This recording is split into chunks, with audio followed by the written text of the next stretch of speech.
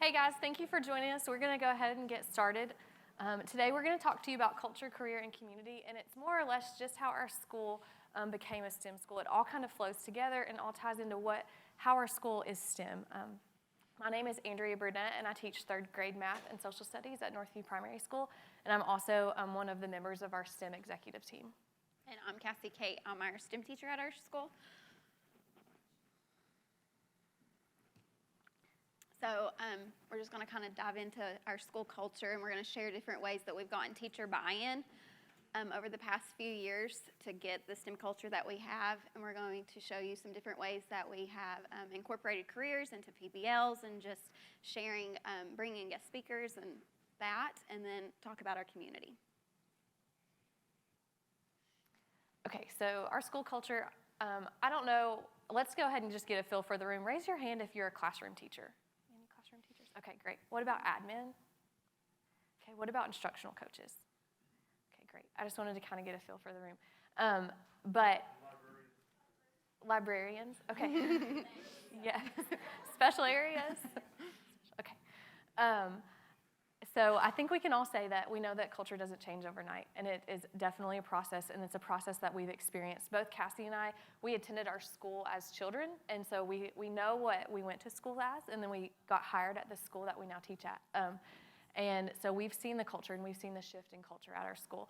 And we definitely know that if you are pursuing STEM designation or if you are STEM designated, you are continually growing, and so we want to encourage you that it does not just happen overnight. Our best tips for pursuing a culture that is STEM-driven is to create a mentorship program, which we will highlight here in a minute. Divide and conquer. From experience, we tried to take this on all ourselves, and we really tried to do it during COVID, and we found that we couldn't do it successfully. So divide and conquer and find your staff's strengths and let them run with it. And then recognize your teachers for the great things that they're doing. We're going to highlight all of these things again. And then book studies really helped us grow and pursue different ideas that we wouldn't have thought of on our own. So we have a short video of a teacher talking about our mentorship program and how that benefited her. And we started this during COVID, so we had all this technology that our principal had bought, and our teachers were like, what do we do with all this? And so we wanted them to be successful with it and not just sit in the classroom.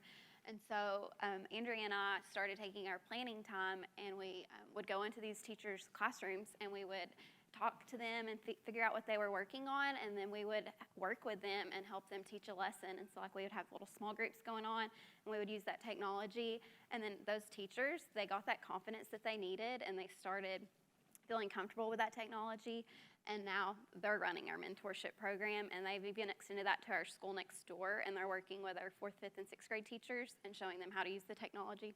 So he's going to play this video for us.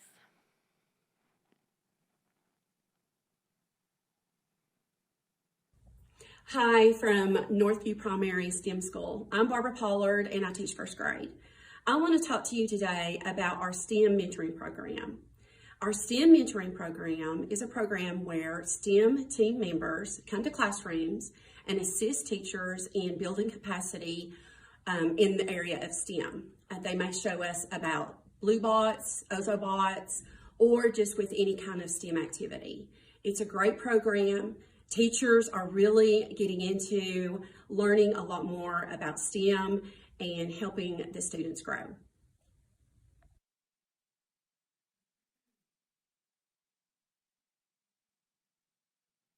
So this is just some pictures of us going into classrooms. So this is a 1st grade class, and they were just working on retelling a story and just working on finding some heart words. And so that's the kids programming the blue bot to get there. And over here, they're doing it by hand on the actual robot. And then towards the left, they have the iPad where they're coding. And so how we divided up our mentorship program is that Cassie taught kindergarten prior to becoming our STEM teacher, and I have bounced between 2nd and 3rd grade. I'll take 2nd graders and I loop up, and so what we did was she did K1 and I did 2-3, and we would walk into our colleagues' classrooms and we would work with them. We never wanted our teachers to feel like we were just adding something to their plate. We really wanted to help them learn how to use that technology because it is so overwhelming. I know that all of you feel that way. You have curriculum, you have probably iPads or Chromebooks, and now you have robots, and you're trying to figure out how to effectively use all of them, and it is very overwhelming. So what we did was we stepped in and we're like, hey, let's exchange like maybe a worksheet, and let's engage them with a robot. So this is an example of, in second grade, we coded the parade route of the Macy's Thanksgiving Day Parade with a Ozobot, and we were working on sequence of events writing. So they got to code it, they got to decorate their Ozobot as like a balloon for, like we tied it in balloons over Broadway as well, and then they would have to say like, first, my Ozobot passed whatever location, and it did this code. And so instead of just them writing a paragraph, they were getting to code, and they were getting to be really engaged in their writing. And so that was an example of one of the lessons we did in second grade, and they're like my favorite story to tell. Although, you know, like I worked with them and they're my friends, I did this and I did one other activity with them, and then they found it. They're like, hey, we found this story retell and this story structure, and they started doing it every single week, and they just picked up and they ran with it, and it just took a tiny bit of confidence for them, and then they're like, I can do this. I can use these Ozobots, or I can use these blue bots, and they ran with it. And that's a lot of what we found to change our culture. It wasn't Cassie or myself. It was showing like teachers, hey, you really are as incredible. You are incredible, and you can do it. Just give it a try. And this was just an example of going next door to our intermediate school. And so we took blue bots and Ozobots over there, and they were working on some different science skills, and they did rotations with it. So this was just a way that we've helped them get more comfortable with the technology as well. Okay, so then our divide and conquer, like I said, Cassie and I tried to take this on a lot on ourselves, and we found that there are people who are way better. Cassie is way better at writing things out than I am. Our principal, Dr. Blue, is way better at social media than I am. And we found that if we let people do what they're good at, things get done way better. So that's part of our idea of shifting our culture, letting people do what they're good at. But we do monthly STEM challenges at our school, and we'll discuss the challenges in depth here in just a minute. But we, instead of trying to create them all on our own, we assigned each member of our STEM team a month to take charge of. And so they got to create the challenge, they got to get the judges, and they got to facilitate when the judges came in and the students were bringing in their projects. And then just our mentorship program, we just send out a Google form for our teachers to fill out, and we ask them who's interested in helping us run that program, who would be willing to go next door, who's willing to work at our school. And then we ask them like who wants to see what kind of technology do you want to see in your classroom, who needs help with what, and that just helps us grow that program. And then we have a club program in the morning. So instead of our students just sitting in the gym waiting for class to start, we have created clubs that students can go and enrich their learning and find new passions. And that was something, we opened that up, and we were shocked at all the different clubs we had. In the beginning, prior to COVID, we had a finger knitting club. And I'm gonna tell you, I would have tied myself in a knot in the finger knitting club. However, our students, they loved it. That was one of the most popular clubs, was to go learn how to finger knit. We had a gardening club, we had Lego club, and it let teachers pour into their own passions. So the teacher who did the finger knitting club, she was super excited about it because that's a passion of hers. And then just planning our school-wide events. We didn't want just one or two people to plan those events. We just asked around, like, what do you want to do at this event? And that's just helped our events become more successful. So here's an example of a STEM challenge. So we send these home. We started this during COVID when we were applying for designation, and we were limited on what we could do in the classroom. And so we said, let's try these at-home STEM challenges. So we just type this up, and we send it home with our parents. The kids are not doing anything at school. Now, we have a few kids who don't get the help that they need at home, and if they let us know, we have supplies that they can use and build them at school. But for the majority of our students, they're all doing it completely at home. And then when we first started, we didn't do a rubric, and Andrea, myself, and our principal were trying to judge these projects, and it's like, we cannot do this. So we created a rubric so the parents knew what we were looking for, and we started bringing in judges. So we hand this to the judges, and we're like, this is what you're looking for. This is what we've asked the students to do.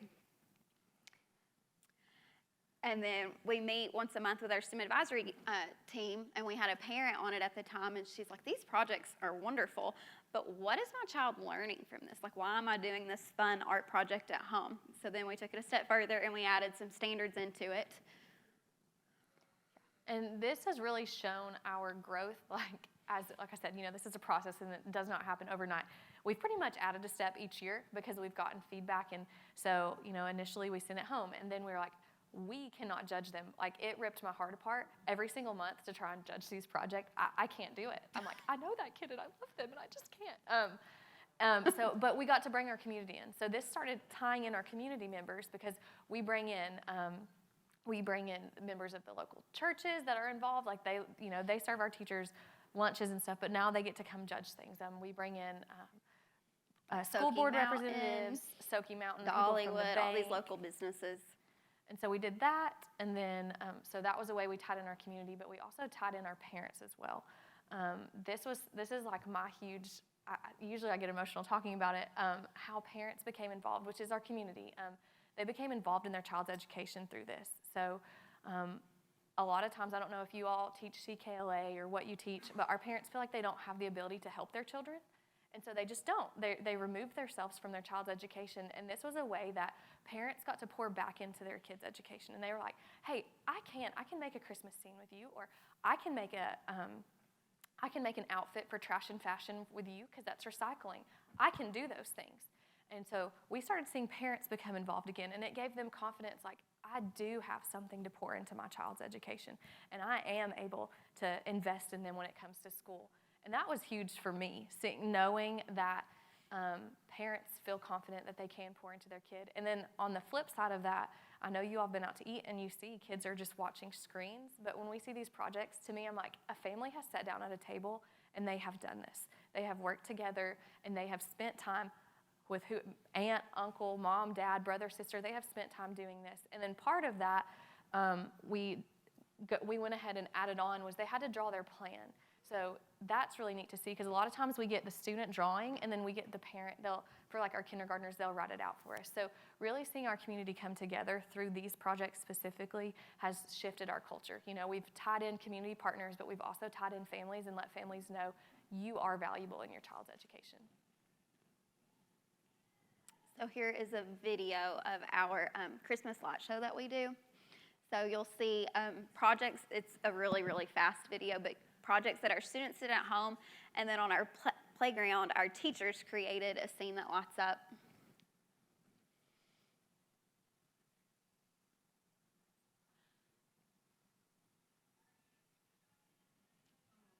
So all these projects were done at home.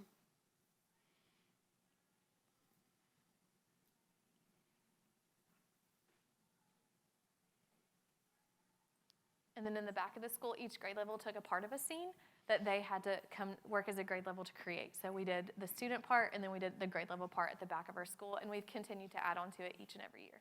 And the grade level part is synced with music. So we had a parent that used to work at Dollywood, and he came and hooked all of it up with the lights and the music, and it was pretty cool. So then our clubs. So we didn't have as many clubs this year.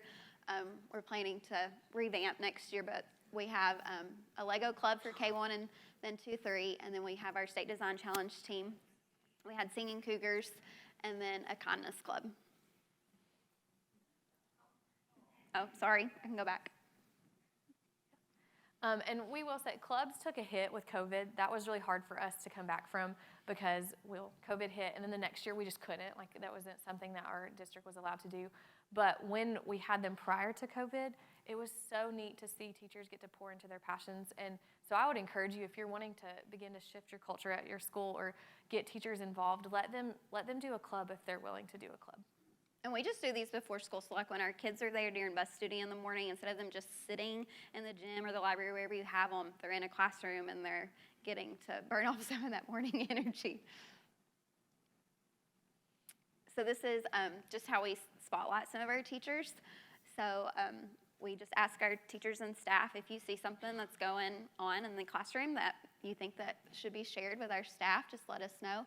And then we just make a simple little template and we share it in emails and on our social media. And this just really uplifts our teacher. Like, they love to see it. Their parents of the students love to like comment on Facebook, like, that's my child's teacher. Like, so everybody just gets uplifted by just sharing something. And a little bit of recognition goes a long way for the heart and for confidence. So if you have teachers who are on the fence, this has really given some of our teachers confidence to dive more into STEM and more into like, I've got this. And that has gone a long way, and it's meant a whole lot to our teachers. So if you're an admin, maybe take note of that.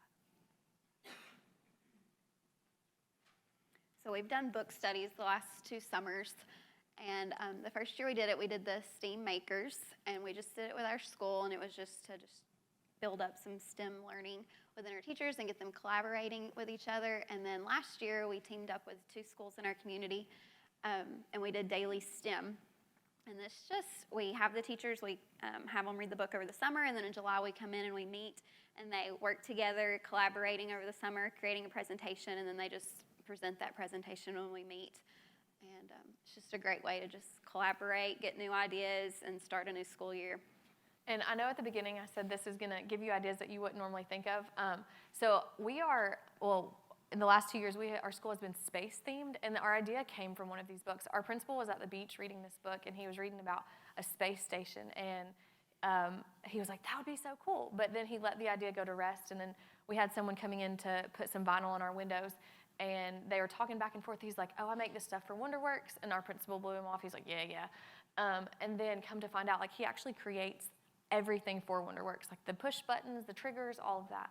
And so our principal was like, come talk to me. Like, his idea began to come to life. And that really spurred us into our whole space theme. And when I say, like, our school was space themed, our hallways, like, you would have thought you were walking through space until the fire marshal came for a little visit, and we had to take it all down. But everything, when you looked around our school, was like space in your face. And it all stemmed from this book study of, hey, he wanted a space station. He wanted a simulator. And that's something, like, I don't think of space.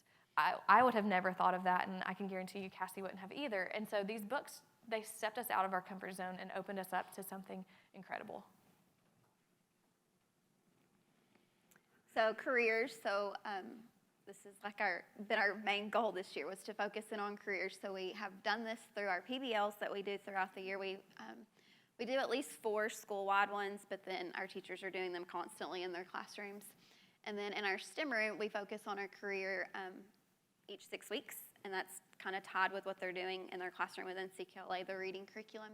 And then in guidance, they have a guest speaker come in each 6 weeks for our 3rd grade students to listen to.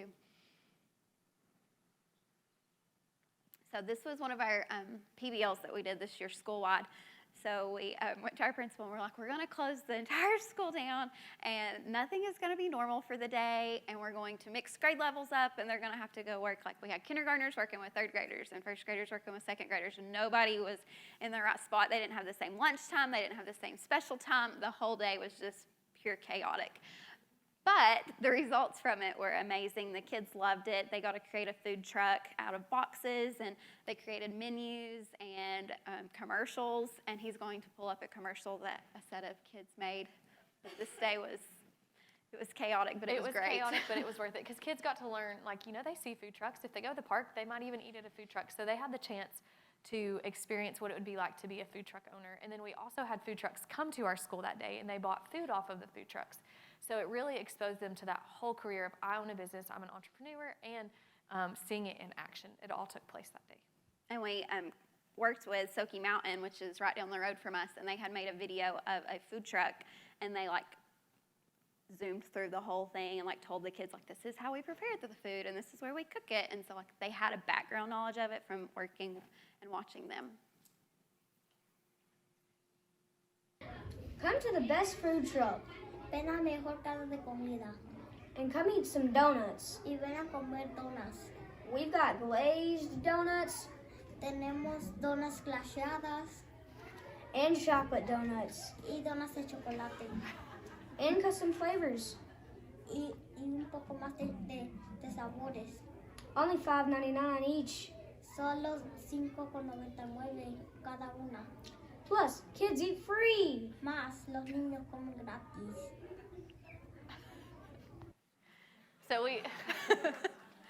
So we tied in writing, because they had to write a commercial. That was part of it. They had a whole packet they had to fill out. So we went through the design process, but then we also wanted to tie in some of those ELA standards. So they wrote their commercial, and then they presented their commercial. But we also gave a whole lot of freedom to the teachers, which was probably attributed to some of our chaos. So some groups, like this particular teacher, she let them use, they were more technology driven. This was actually my partner, so those two guys are mine. They typed out their menus and they printed them off. And then in my room, we were like construction paper, glue, glitter, scissors. It was everywhere.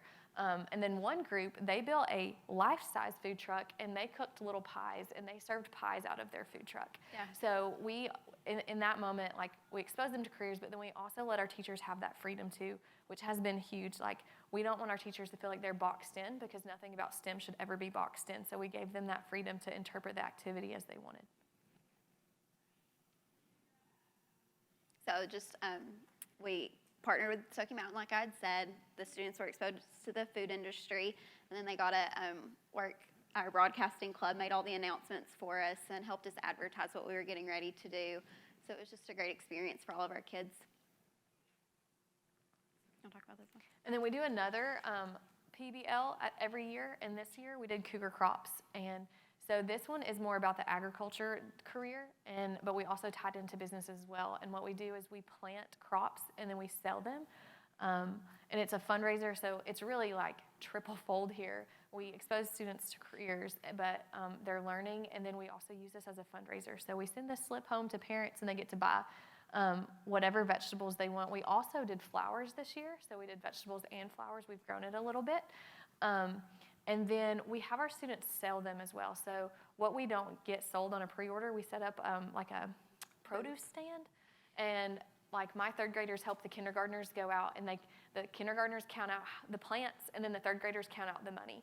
And so that also tied us into some of our learning standards and our careers. So here's just another way that we try to expose our students to careers. So I was part of the Rural Collaborative 2 years ago, and so they had given me some money that I had to use. And so I decided to do career bins. So I made these bins, and I reached out to different community partners, and they made videos for me about like what they do in their job, why they like their job. And then I just put it in a QR code, and then I had went on to a website online that had a little more professional made videos. And so there's 2 different videos that the kids could scan and watch, and then down in the bin are just different like toys that go with that career. So like if I have a doctor, they've got the little stethoscope and the little, they've got little hats and like a gown and all this stuff, and the kids love to put this on, and we're pre-K 3, and my third graders beg to get these bins out every week. But this is just a way to just expose them to careers. And we have, I think I have like 6 or 7 different bins, but we'll change these out. And then this is just our guidance.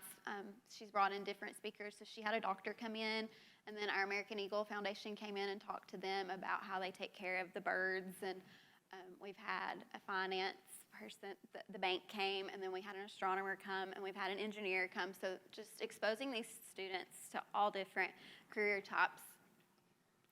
And then, I don't know, when we started this, we were lost on, hey, how do we get these people? Like, how do we reach out to them? How do we find veterinarians? How do we find astronomers? And the initial thing we did was we did a virtual career fair. So we sent out to our parents. We're like, hey, would you like, any parents want to make videos for us about what you do?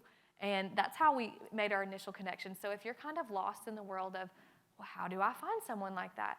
Your parents and your community are a huge resource. And like the virtual career fair is still my favorite. We had a dad who does electrical wiring for fire alarms, and he rapped about his career, like a full-blown like rap on his career, and the kids ate it up. Like it was before TikTok was big, but he was using it, and he had like background effects, and the kids ate it up, and they're going to remember about an electrician because of that. But then from there, we springboarded off of that, and we started using social media to find people in careers. And then from that, from social media, people began to come to us. They're like, hey, I do this. And we're like, let's plug you in. Like, everyone is valuable. We just have to figure out ways in which to plug them in. And so reaching out to your parents is a huge step, because I was shocked at what parents we have in various career fields. And then we were able to show our students that STEM is truly everywhere. And some of them don't feel comfortable to come in and talk to a whole group of students like this, but they will make you a video. So it's just talking to them and seeing what they are comfortable doing.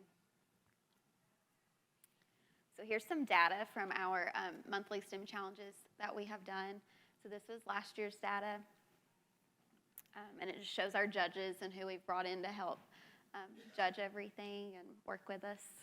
So we try and change them up a little bit each year. Last year we started out with create a pet home or a kennel in September, and then we did personality pumpkins in October, which that's usually our biggest month. And we try and make it somewhat easy for parents to achieve. So October, they're carving pumpkins. However, we did set some boundaries that real pumpkins are not allowed, because we had people turning in pumpkins like 2 weeks early and they were just rotting at the school. So we did have to set some boundaries. We did learn from that one.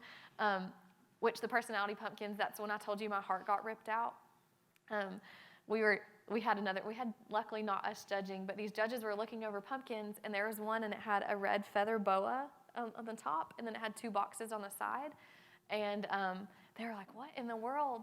And I got to tell them it was my student. He was diabetic, and it was his pump and his Dexcom, and that was his personality pumpkin. So I was like, I need him to win. Like, I want him to win. But I couldn't have picked that particular month because I was so attached. I was like, that's his little personality. That explains him. But it is really neat to see their creativity and see how invested they get in that. And then November, we always do our Macy's Thanksgiving Day Parade. So we have students bring in parade floats, and then we actually do a parade. We take them outside. We parade around one of our playgrounds, and we live stream it for parents so that they get to be involved. December, we do our light show. That's going to be every year because it is just phenomenal what's happening in that. January is the month we always change up. It's never the same. Last year it was the Arctic habitat, and then February was create a flying machine. We actually changed February this year to piggy banks because we wanted them to be in a competition. So we'll discuss that when we get to for this year. March, because we are space themed, they did build a spaceship or a space vehicle. And then every April, to celebrate Earth Day, we do trash and fashion. So students create a recycled outfit or an accessory, and then we have a fashion show through our school. So here's the data for this year. So each month it almost doubled this year, which we did. We had an incentive program last year, but this year we kind of amped it up a little bit, and we told the kids that if they participated in every project, we would take them on a field trip. We didn't let them know what the field trip was going to be until the very end of the year, but we took them last week on that field trip, and I think it was right at 87 kids that we got to take, which was amazing because all of this, like I said, is done completely at home.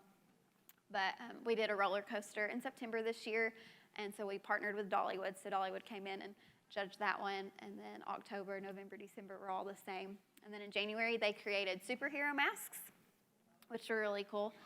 And then in February, we did a piggy bank competition, which was tied with our local library and like 4-H and our bank. So they turned in these piggy banks, and then we had to take them to our local library, and they compete in like a community competition, and then if they win that, they go to a state competition. So that was just another competition for that. And we did have kids place, so that was amazing. And I took over 160-something banks to the library. We took boxes upon boxes. And then we did a STEM fair this year, so this was completely different as well. We partnered with our intermediate school and the Ripley's Aquarium up in Gatlinburg, and the kids were given 3 different animals to choose from. And they had to create a prosthetic for that animal based on how they had gotten hurt. And then so this project went through 2 rounds of judging. So the first round of judging was just normal based on the rubrics that we've showed you. And then if they passed that and they moved on to the next round, we had the judges come in from the aquarium, and the students had to present. So they worked on speaking skills, and they had to present those projects to the judges. They were so nervous. Like, they're like, I cannot do this. And we're, just go up and talk to them. And like, once they realized like they're not as scary as they seem to be, they really opened up, and the kids did amazing presenting. And so we're already in the works of working with our national park for next year for our STEM fair. And then April was trash and fashion, so just a repeat one. But we've seen a lot of growth in our participation, which is tying in once again to our communities. And then our judges, like we're like trying to figure out, okay, how many more judges can we put on this day? Because people are like, I want to come back and I want to judge this. They're getting really excited because they're investing in our students. They're falling in love with them just like, we love our kids. And a lot of times people are like, oh, kids that don't work with kids, but they're falling in love with them, getting to see what they're producing each month.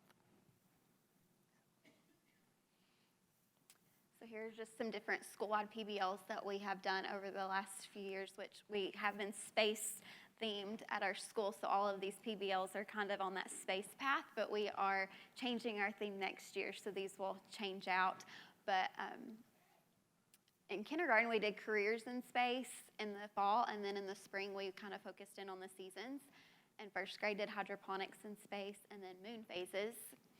And then second grade did rockets for fall and spring. And then third grade worked on focusing in on the space station, and then constellations. And then our whole school-wide ones that we worked with were the food trucks and plants. But we will change these out, and then, like I said, our teachers are constantly doing PBLs in their classroom, so these are just ones that we had pre-made for them, and we asked them to do at a certain time. And then to talk about recognition, we have a STEM Wall of Fame, and initially we started with the good old pictures and tape on the wall, and then we tied in a community partner. He owns a hotel, and he's like, hey, I'm getting rid of some TVs. Can I give you some TVs? And so he donated TVs to our school, and now each month we get to put the pictures of the winners up with the rubric. So our students get highlighted, and it's a constant rotation, and it gave us the ability to recognize more students each month.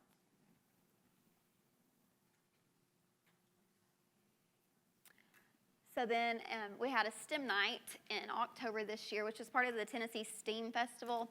Our principal had looked at this, and he said, there's not very many events in East Tennessee. I think we should kind of figure out if we could put one on.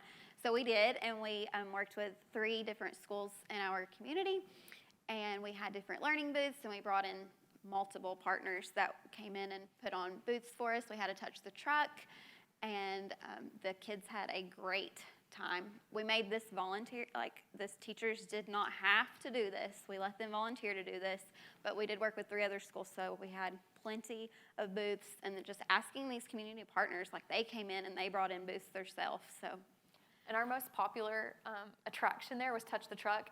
Those kids got to climb in a dump truck and climb all over an excavator, and they were honking the horn. I was doing rockets, but all I could hear was because I was standing right beside it. And that was the coolest thing, because a lot of times we leave construction, excavation, we push it to the side as that's not STEM. And when you dive into it, we need to expose our kids to all the STEM and all the math that's involved in what they do.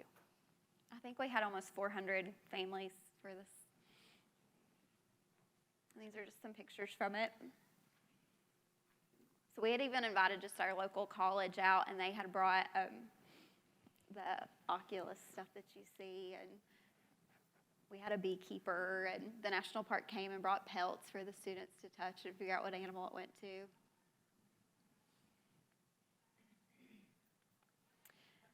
And then this is my STEM room. So this is where we were talking about the book, The STEAM Makers. So this is kind of where this came from. So we got the idea from the book, and then we met the guy that worked on the vinyl, and then he created this for us. So all of this is tied to standards that they're being taught in the classroom. So over here at our space station, all those are 3 TVs, and then I have 2 touchpad iPads, and then an interactive computer. At the interactive computer, the kids have an icon, and it's K1, 2, 3 that they'll click on. And then once they click it, there's 3 bubbles that pop up. So step 1, there's a video, and that video is tied to what they're doing in reading. And so they'll click on that video, and it's a standard that they're learning already in the classroom. And then they'll watch the video, and then on step 2, they'll go, and then it's a Google form. And so they'll pull up that Google form, and it's got a picture of their teacher, and they'll click on their teacher, and this is just a way that we log all the data, so it's not just a fun room. We can see that they are learning in there. And so then they'll take a little quiz over the skill that they just watched a video on. And then after they do that, they'll go to step 3, which is just games that are just reiterating that standard that they just worked on. So that's what they do on the space station, and that's normally focused on reading. And then the rocket ship is another interactive computer, but I focus it on math. So it's the same way over there. It's just one screen, and they don't have the iPads and all the other TVs. But then we have little buttons over here that go to the right and left TV, and those, they can click on them. One side's reading, one side's math, but we've pulled in, at first we just found videos online, on YouTube, but we saw that our kids weren't very invested in watching them, and so then we started pulling some of our kids, and we just had them create videos over what they were learning in the classroom. And then they're like, whoa, that's so-and-so in kindergarten. And so they really wanted to be the kids that were making those videos, that everybody was getting to watch on that. And so that's what we've been doing.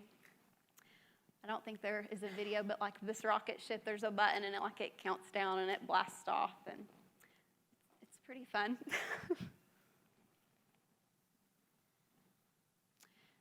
And then we talked about our morning clubs and how we had a Tennessee statewide design challenge team.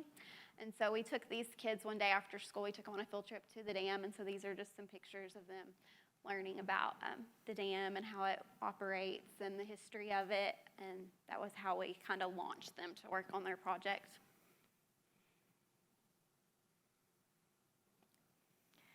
Yeah, and we just want to say thank you for coming and listening to what we have. If you have any questions, these are our emails. Feel free to reach out to us, or we'll be around after we're done. Thank you all so much.